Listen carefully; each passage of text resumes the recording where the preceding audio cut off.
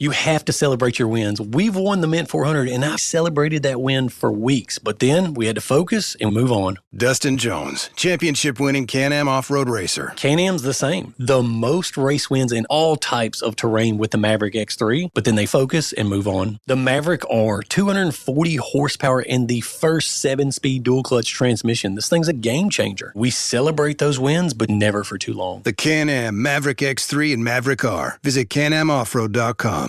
How would you like a 15% discount to my daily email, the stack of stuff, the show notes, discounts to the conference, all of that? All you need to do is text the word SHOW to 33777. You'll get the annual subscription with a 15% discount to my daily email. You'll get the stack of stuff, the links to the show notes, discounts to the conference, and so much more.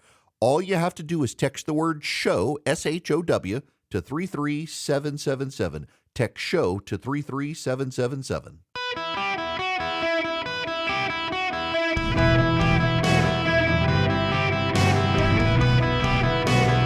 Welcome to the Eric Erickson Show podcast, Hour 1. Hello, America. Welcome. It is Eric Erickson here, nationwide. The phone number, 877-973-7425. It is an open line Friday, and I am happy to have you with me. We have breaking news we must deal with out of the gate.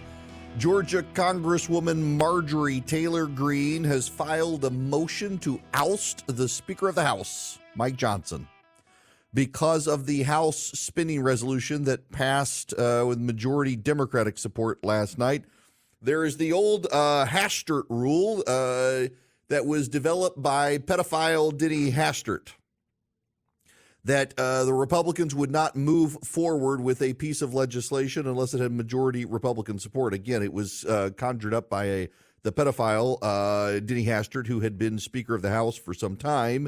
And, well, the Speaker of the House last night moved the compromise package, and the conservatives didn't want it. I've got good friends of mine in Congress who are deeply opposed to it, and I share their view on this spending package. It didn't need to pass.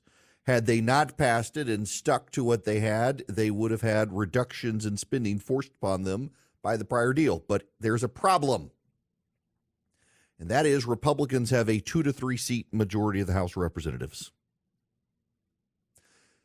For my friends who are conservatives in the House, I feel your pain on this. It's ridiculous we keep passing these spending packages, but win elections with good candidates. The populists and the conservatives rallied in 2022 and nominated a bunch of people in a bunch of districts who couldn't win general elections against Democrats. So you had a 5-seat majority. You ousted Kevin McCarthy, so he quit. Ken Buck's too frustrated to stay, so he's gone. You got another one, Bill Johnson or whatever, who left to be a college president. You ousted George Santos. Good for you on that one. But you don't have a significant majority. Conservatives are outnumbered by moderate Republicans.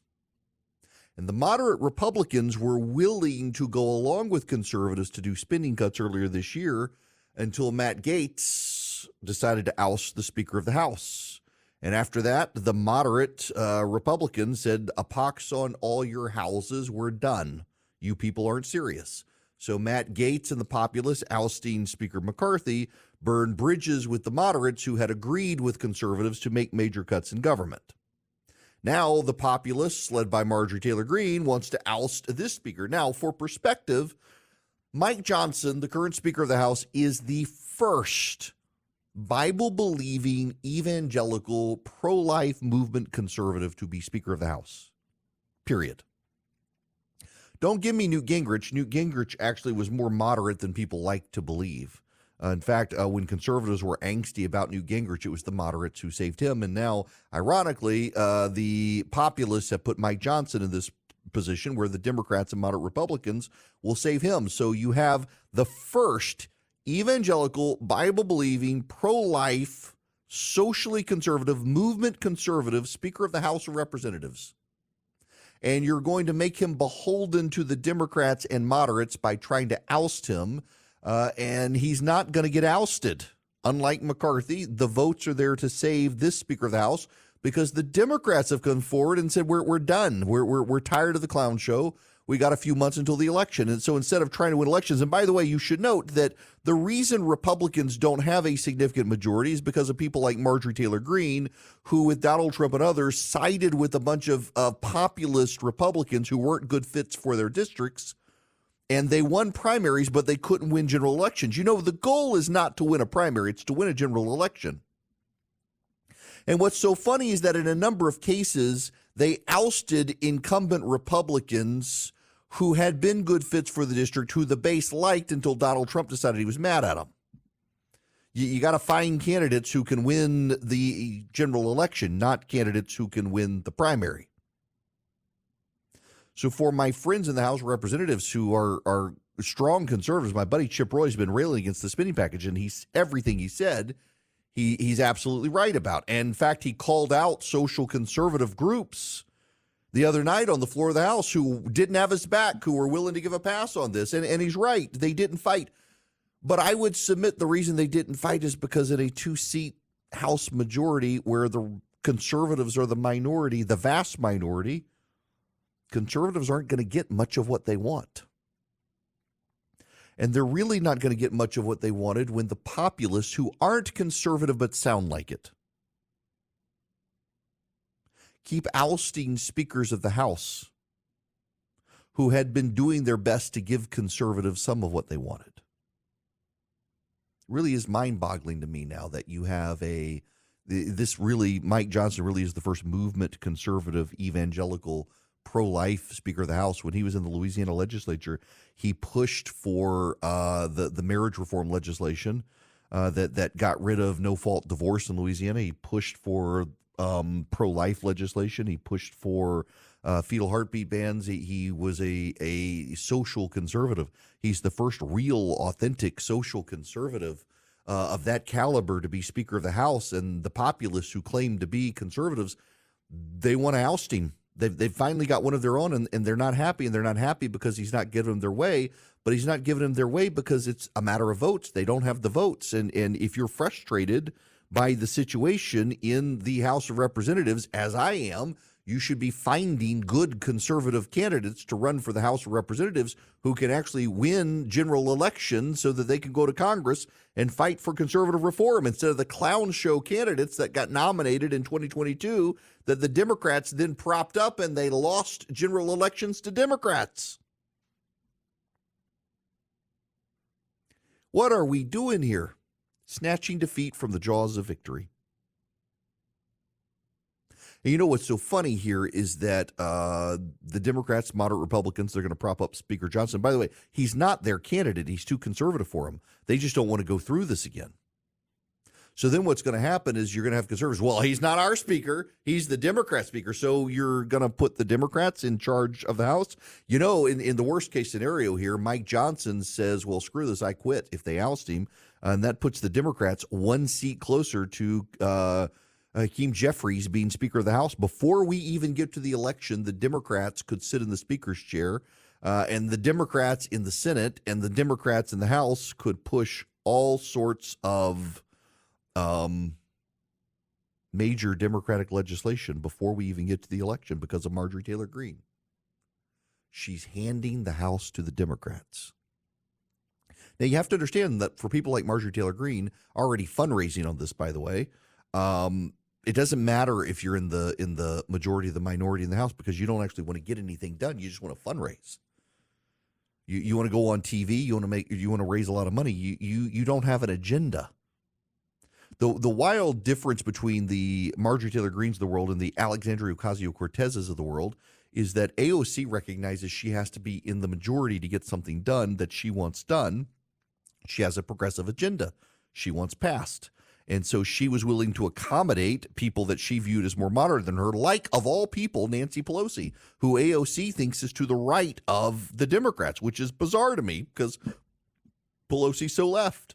But she was willing to hold her nose and prop up Nancy Pelosi and even Joe Biden in the White House because she needs them so that she can be in the majority. But Marjorie Taylor Greene doesn't have to be in the majority because she will send people a fundraising note saying, send me money. I decided to oust the speaker, and they will write her a check.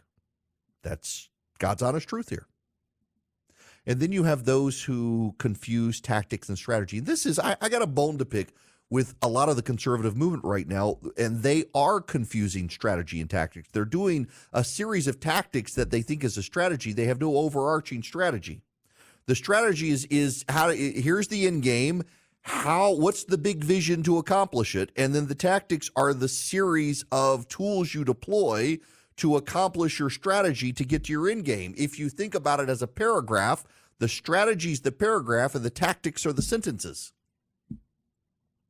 And conservatives in the conservative movement somehow have confused tactics and said these tactics, they're our strategy.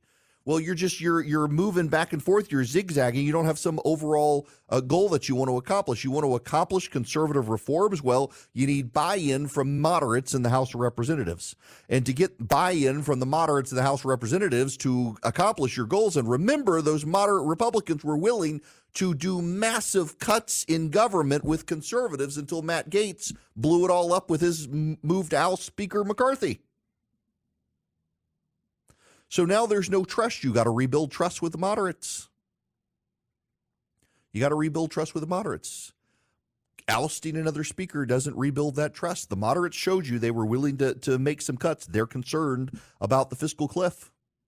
Instead, what you're going to do now, thanks to Marjorie Taylor Greene, is have the moderate Republicans ally with the Democrats to save the Speaker of the House, the one conservative in this mix. And who is the conservative speaker now going to be beholden to? Not the conservatives and the populists who want to get government cut. He's going to be beholden to the people who are fighting growing government. Way to go, everyone. Well done.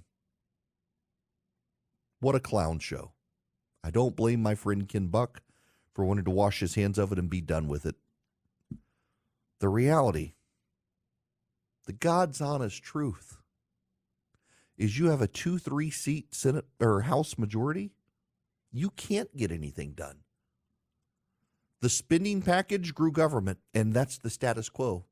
The status quo is that these spending packages, every time you pass a continuing resolution, it incrementally increases the size and scope of government. They're bad. They should get back to budgeting. But they blew that up by ousting McCarthy as well. So you're not going to get anything you want. And I feel real bad for my authentically conservative friends in the House of Representatives who are deeply concerned with the size and scope of federal spending, because I am deeply concerned with the size and scope of federal spending. We're headed off a fiscal cliff.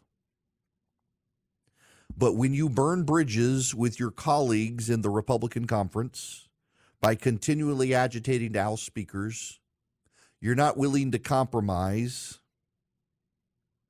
You're willing to vilify your fellow Republicans and accuse them of being out to destroy the country. You don't have earned goodwill with them. I was talking to a Republican former state legislator in Georgia the other night. One of the most conservative members in the House of Representatives to have ever existed in the Georgia House, and yet he was remarkably successful in getting things done, even though the Speaker of the House at the time hated his guts. He said what people don't understand at this point is that you got to build relationships, and he befriended so many members of the state house. When he voted against their legislation, they knew it wasn't personal. They knew it was on principle. And when he wanted to advance legislation they knew he cared about, they were friends with him, and if it didn't offend their sensibilities, they were willing to advance conservative legislation because he was willing to build bridges and recognize you can't vilify everyone you disagree with. You have to build bridges and build friendships so that when the time comes for you to oppose each other, they don't take it personally. Right now, all the Republicans in the House hate all the Republicans in the House. They couldn't even show up at a retreat for each other. And all this does is engender more ill will on the Republican side and keeps the Republicans from being able to actually get on board a plan that they were all on board with to begin with to cut government spending. Again, you cannot emphasize this enough. The moderate Republicans were willing to cut spending. They were willing to join a conservative plan to reduce the size and scope of the federal government, and then Matt Gaetz blew it all up by ousting Speaker McCarthy. And now, ever since, we've had a series of threats leading to today, Marjorie Taylor Greene trying to oust this Speaker of the House. The votes aren't actually there for it this time because the Democrats are going to stand with the guy to keep him in place because they're tired of the clown show too. And you know what's going to happen? More bad will. more ill will, more bad feelings, more bad thoughts, and more refusal to get back to where the Republicans had been at the beginning with a plan to cut government spending, because nobody trusts the clowns who keep trying to oust the speakers. Snatching defeat from the jaws of victory, confusing tactics for strategy. It's what they do best. You have to celebrate your wins. We've won the Mint 400, and I celebrated that win for weeks. But then we had to focus and move on. Dustin Jones, championship-winning Can-Am off-road racer. Can-Am's the same. The most race wins in all types of terrain with the Maverick X3, but then they focus and move on. The Maverick R, 240 horsepower and the first 7-speed dual-clutch transmission. This thing's a game changer. We celebrate those wins, but never for too long. The Can-Am Maverick X3 and Maverick R. Visit canamoffroad.com.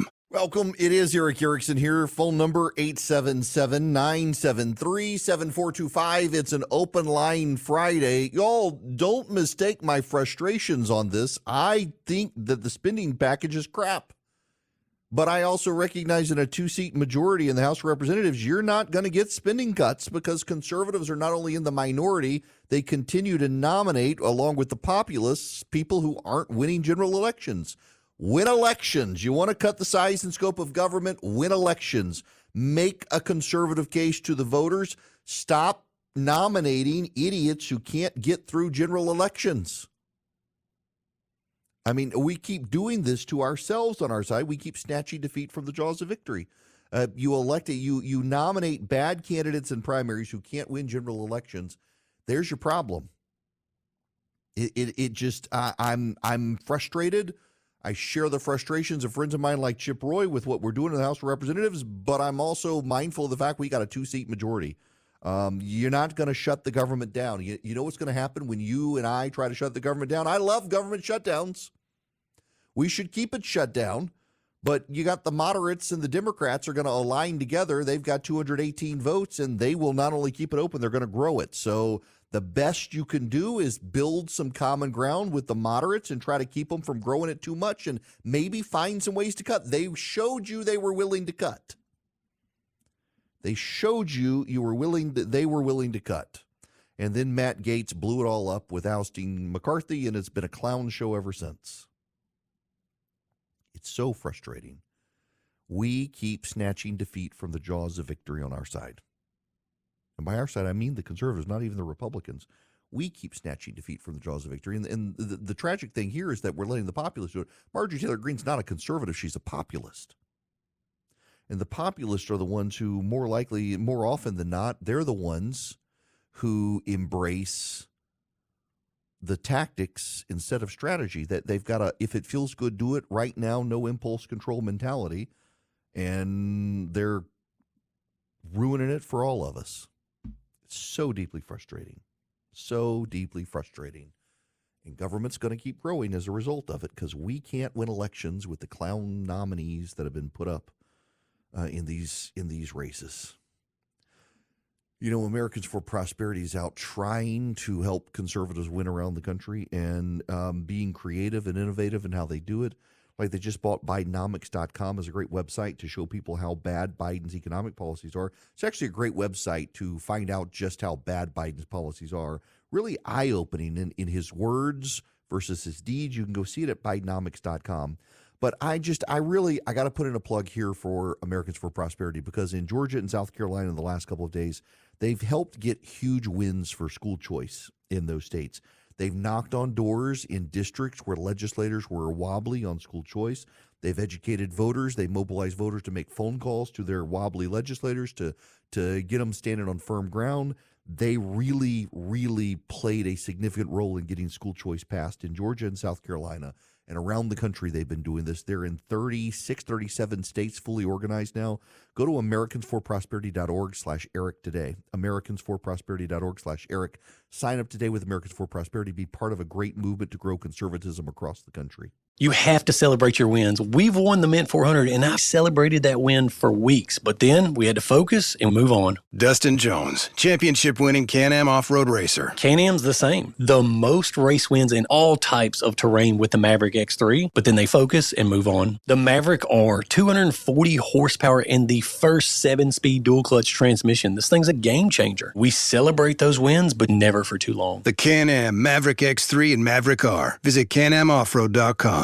Hello and welcome. It is Eric Erickson here across the nation. The phone number 877-973-7425 should you wish to be on the program. Now I can get to the news I was going to start the show with now that we've dispatched the breaking news about Marjorie Taylor Greene trying to oust the Speaker of the House.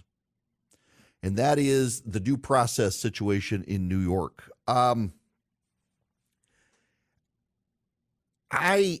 think it is a very, very bad thing that New York insists Donald Trump file a bond in order to appeal. I think it's unconstitutional, actually. I also think it can help Donald Trump get elected president of the United States. Before we get into the politics of it, let me just explain this position to you from me. Let me just read you from the Associated Press. This isn't my opinion. This is the fact from the Associated Press. An Associated Press analysis of nearly 70 years of similar cases showed Trump's case stands apart. It's the only big business found that was threatened with a shutdown without a showing of obvious victims and major losses. The background of this case in New York is that the Attorney General in New York claimed that Donald Trump overinflated the value of his properties in order to get loans from banks. The problem here is the banks, these were arm's length transactions, and they themselves could investigate had they wanted to, and in most cases did investigate, disagreed with Trump's statement of the value of his assets, and negotiated down the size of the loan. And a couple they did not. And the people who say, well, there was a victim here, the shareholders of the banks are like, their victims are abstract. And in this sort of law, you can't have abstract victims. You've got to show a real victim. And the state of New York never showed a real victim. Your hypothetical abstract victim that, well, the shareholders could have possibly made some more value or saved some money or something. Donald Trump paid back all the loans with interest. He didn't default. There's no victim here. Your victim is an abstract victim and a hypothetical victim, not an actual victim. The state never showed one, and they didn't have to because it was a civil, not a criminal suit. But this is a bizarre case. It actually is. And while I may not care for the guy, this is an injustice from the state of New York that is clearly in a fishing expedition. Again, this isn't my opinion. This is the Associated Press that reviewed 70 years of similar cases and never found a single situation where a business was threatened with a shutdown without an obvious victim or major losses, except for Donald Trump's. And to appeal this, he's supposed to file a bond. And what's hilarious here is that progressives are all about his necessity to file this multi-hundred million dollar bond. And these are the people who want to get rid of cash bail because they don't think poor people should have to put up cash bail to get out of jail. And they're laughing at Trump not being able to come up with the money.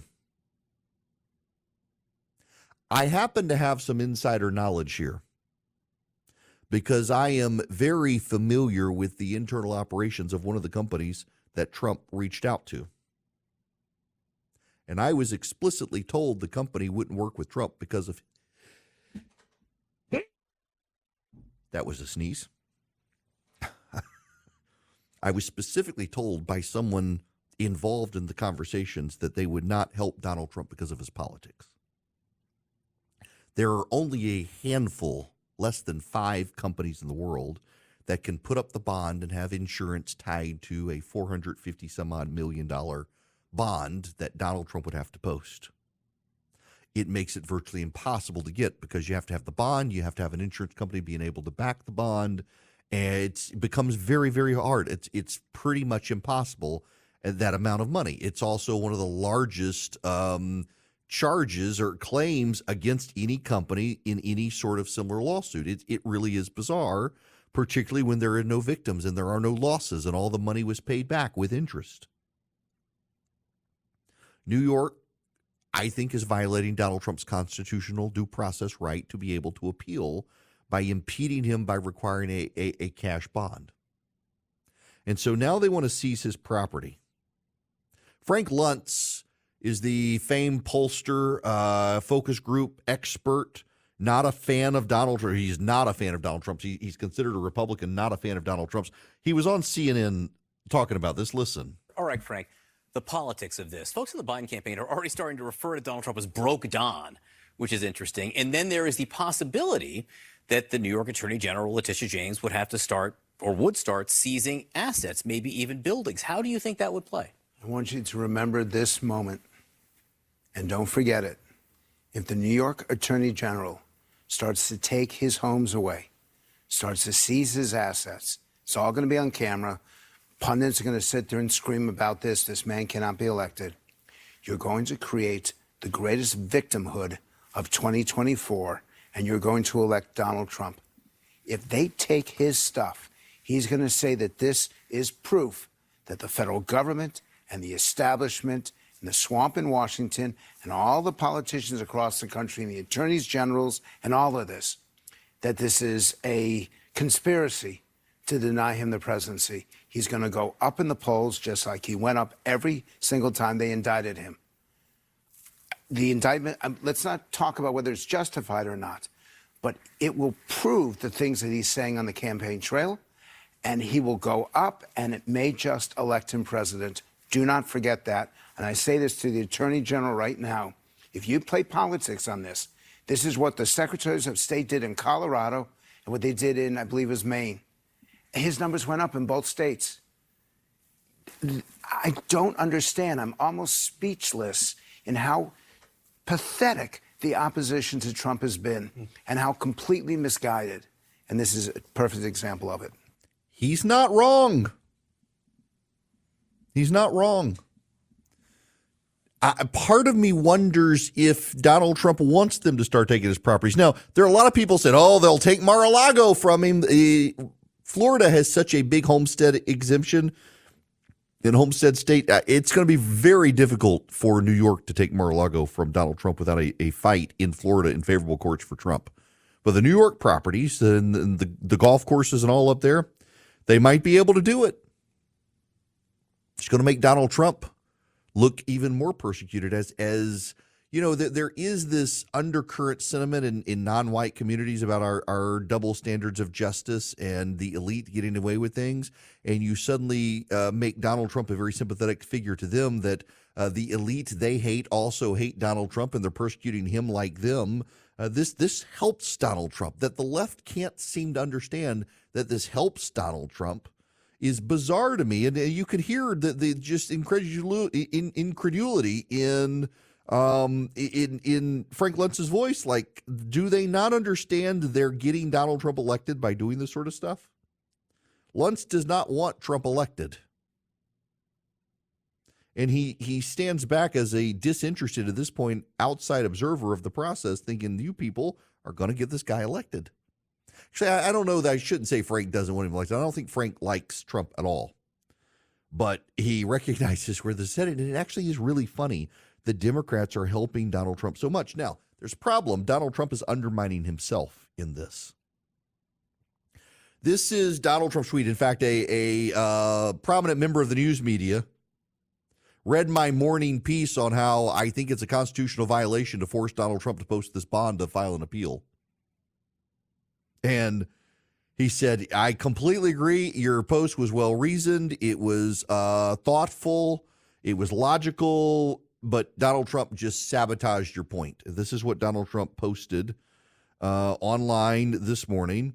Through hard work, talent, and luck, I currently have almost $500 million in cash, a substantial amount of which I intend to use in my campaign for president. The often overlooked political hack judge on the rigged and corrupt AG case, where I have done nothing wrong, knew this, wanted to take it away from me, and that's where and why he came up with the shocking number, which, coupled with his crazy interest demand, is approximately $454 million. Dude, your lawyers just told a court under oath that you're unable to secure the bond to appeal the judgment because of the finances and insurance involved. Your lawyers under oath just told a court of law that you can't get a bond, and now you're on True Social telling people you have $500 million in cash and intend to use a substantial amount of it for your campaign for president. You know what you can do under the law in New York? In lieu of being able to provide a bond, you can post the cash in a trustee account. Donald Trump just undermined his entire claim to not be able to get a bond. It honestly is one of the wildest things I've seen, that self-sabotage there. And part of me thinks that this is some level of Donald Trump thinking that let them seize my properties in New York. I've moved to Florida. Let them seize it all. It's going to make me president of the United States. It really is just, it's wild. Now, there are some people saying, well, what about the SPAC? So Donald Trump he's going to take True Social and his assets online or on the stock market, going to be publicly traded. DJT is going to be the stock symbol, his initials. And he stands to reap billion some odd dollars with the IPO on this stock. But there's a problem. Under Securities and Exchange laws, when you do an IPO, the initial investors can't cash out for about 6 months unless they get a waiver. And if they get a waiver, they can only cash out 1% at a time, 1% a month. So he's not going to have access to any sort of real assets under this IPO for some time soon before he can cash stuff out. It's going to take at least 6 months. He needs the money ASAP.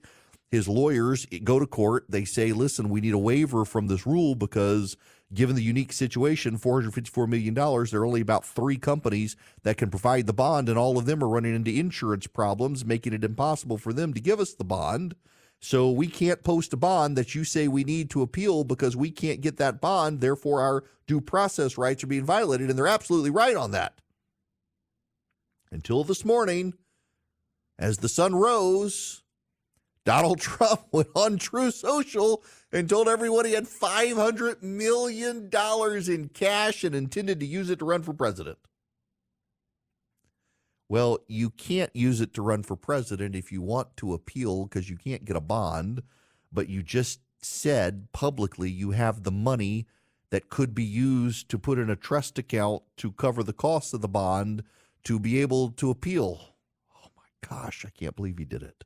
I can't. I feel bad for the lawyers after making that argument under oath that he didn't have the money out of pocket, and now he says he does. But the whole reason that he's doing this, by the way, is because the fundraising numbers are out, and Joe Biden has a massive fundraising advantage on Donald Trump. Massive fundraising advantage on Donald Trump. In fact, the Democrats have been baiting Donald Trump into bragging about his wealth, knowing it would undermine him in this court appeal, and he fell for it.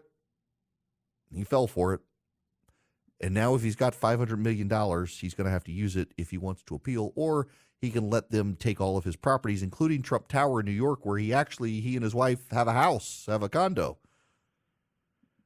Are y'all ready for 2025? Because I sure think I am. Now, I got to tell you about Old Glory Bank. They've got a banking bill of rights that you can go check out at oldglorybank.com.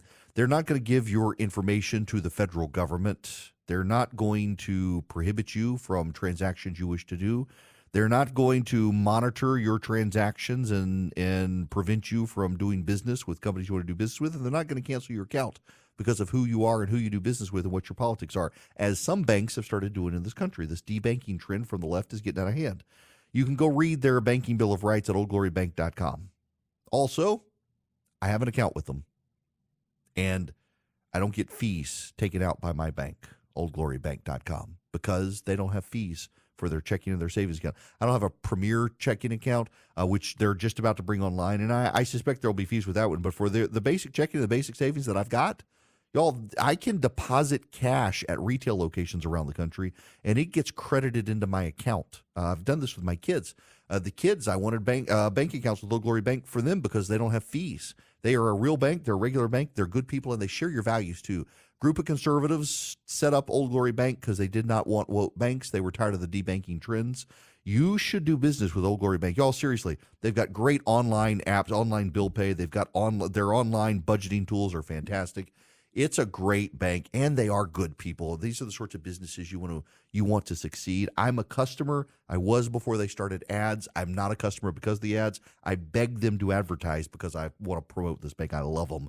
OldGloryBank.com is the bank. OldGloryBank.com.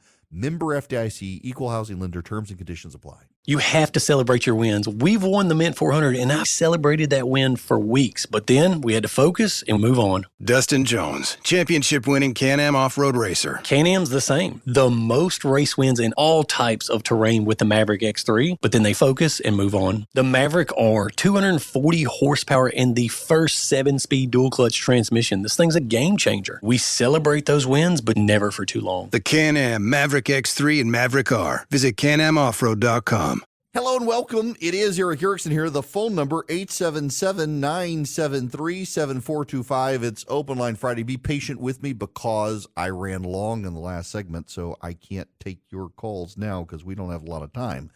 This hour of the program brought to you by First Liberty Building and Loan. FirstLibertyGA.com is their website. If you're buying a building, building a building, you need $250,000 or more, reach out to them, FirstLibertyGA.com. Tell them I sent you. There was a viral moment that happened a week or so ago in the South Carolina state legislature. You might have by now because it went really viral online. This member of the House there, Adam Morgan, he's from the upstate, the Greenville, South Carolina area where I'm on WORD, had this exchange with a Democrat in the House. The pressure in here in Columbia is for me to not even vote red on the board. Y'all might not know this. A dark money entity that was created on Tuesday, the day after we voted for this, I went home and a attack piece went out in my whole district about the fact that I voted for this. I get that the people in Columbia, that the lobby wants me to either not vote or to vote green on this, but my constituents want me to vote red, and they want their tax money spent on core government functions, on their roads, on their schools. That's what they want their money spent on. So, they don't want us in here trying to play this government planning thing where we in our bureaus can figure out where the job should be, who should be employed, how much money should be allocated where in the private sector. It never works. It's socialism. It's never worked anywhere before. So what are we doing trying to do it here? But would you consider the fact that South Carolina's track record on bringing major projects into this state has a winning record, and therefore, again, commerce should be listened to rather than those people back in your district that may not have ever brokered a deal, may not understand what it means to being a project, may not understand economic incentives. So what you're suggesting is we should listen to the people back home in your district rather than the people at Commerce that have been successful at bringing these mega deals to South Carolina. Mr. Rutherford, I don't think that you could have espoused a philosophy that disagrees more fundamentally than me. I completely disagree with you, and I think that you believe what you just said. But no, I 100% am going to listen to the people back home who I represent in this House, and you should listen to the 40,000 people in your area, and not the bureaucrats at Commerce, and not the lobbyists, and not the multi-billion-dollar international corporations. You should listen to your constituents like I am. So yes. It's great. I mean, literally, you have this Democrat up saying, you mean you really think you should listen to your voters instead of the bureaucrats of the Commerce Department? And Adam Morgan's like, yes, I think I should listen to the people who elected me, not the bureaucrats and the lobbyists. It exploded online. Well, he happens to be a listener from WORD in Greenville, South Carolina, at the bottom of the next hour, 1:30 Eastern. If you're listening live, Adam Morgan is going to join me to talk about this moment that went viral across the internet last week during this conversation on the floor of the House in South Carolina. You have to celebrate your wins. We've won the Mint 400, and I celebrated that win for weeks. But then we had to focus and move on. Dustin Jones, championship-winning Can-Am off-road racer. Can-Am's the same. The most race wins in all types of terrain with the Maverick X3, but then they focus and move on. The Maverick R, 240 horsepower and the first 7-speed dual-clutch transmission. This thing's a game changer. We celebrate those wins, but never for too long. The Can-Am Maverick X3 and Maverick R. Visit CanAmOffroad.com.